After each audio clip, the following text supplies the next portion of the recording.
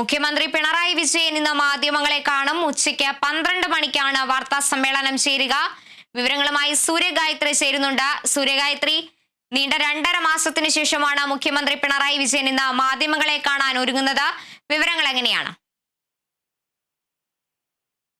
12 മണിക്കാണ് മുഖ്യമന്ത്രി വാർത്താ സമ്മേളനം വിളിച്ചു ചേർത്തിരിക്കുന്നത്. ഇതിൽ പ്രധാനപ്പെട്ടത് ഡിജിറ്റൽ കേരളം സംബന്ധിച്ചുള്ള കരട് മന്ത്രിസഭയുടെ മുന്നിൽ ഇരിപ്പുണ്ട്. അതുപോലെ തന്നെ ഓണവുമായി ബന്ധപ്പെട്ട് ഈ കുടിശ്ശികയൊക്കെ തന്നെ പലർക്കും നൽകാനുള്ള ഒരു തീരുമാനമൊക്കെ എടുത്തിട്ടുണ്ട് സർക്കാർ എന്നുള്ളതാണ് മനസ്സിലാക്കുന്നത്. കൂടാതെ തോട്ടം തൊഴിലാളികൾക്ക് ഉൾപ്പെടെ ഒരു ഉത്സവ ബത്തയൊക്കെ തന്നെ പ്രഖ്യാപിച്ചിട്ടുണ്ട് സർക്കാർ. ഇതൊക്കെ തന്നെ ഔദ്യോഗികമായിട്ട് അറിയിക്കുമെന്ന് വാർത്താ സമ്മേളനത്തിൽ മുഖ്യമന്ത്രി. അതുകൂടാതെ വാർത്താ സമ്മേളനത്തിൽ ഏറ്റവും പ്രാധാന്യം ഏറുന്നത് അല്ലെങ്കിൽ ആകാംക്ഷയുള്ളത് നിലവിൽ നിൽക്കുന്ന രാഷ്ട്രീയ സാഹചര്യത്തെ കുറിച്ചുള്ള ചോദ്യങ്ങളും അതിന് മുഖ്യമന്ത്രിയുടെ മറുപടിയും തന്നെയാണ്. പ്രത്യേകിച്ച് ലൈംഗിക ആരോപണങ്ങളൊക്കെ തന്നെ ഉയർന്നു വരുന്ന ഒരു സാഹചര്യമാണുള്ളത്.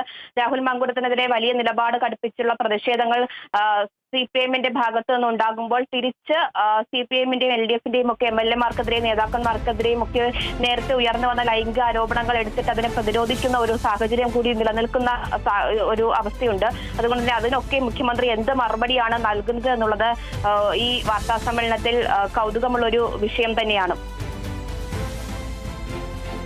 ശരി, മുഖ്യമന്ത്രി പിണറായി വിജയൻ ഇന്ന് മാധ്യമങ്ങളെ കാണും. ഉച്ചയ്ക്ക് 12 മണിക്കാണ് വാർത്താ സമ്മേളനം ചേരുക.